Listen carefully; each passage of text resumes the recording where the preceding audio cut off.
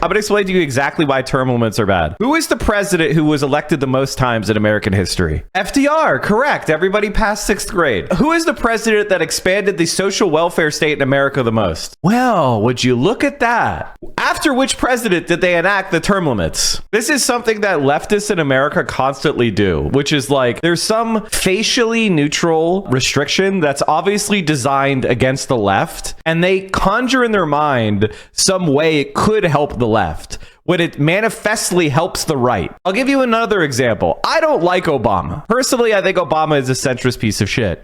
Would Obama have beaten Trump head to head? Would a 3rd term of Obama have been better than 1 term of Trump? I rest my case.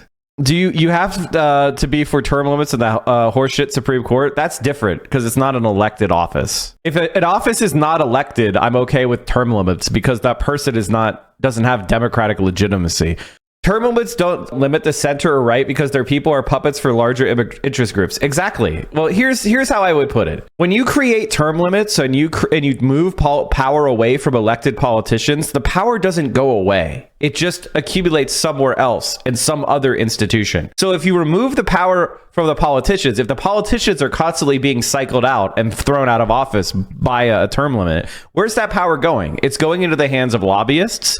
It's going into party apparatchiks. It's going to places that are not vulnerable to democratic correction. You are creating a deep state that is immune to being voted against. And that's exactly why people support term limits, because they understand it's an anti-democratic reform. Because on its face, somebody serving for 5 terms doesn't matter if the elections are legit. It just means the voters like the person. I'll give you another example. Would you fire someone as chief of surgery because they had 20 years experience? We should have term limits on the chief of surgery at my hospital. Nobody should be chief of surgery for longer than 5 years or 8 years. Huh? What?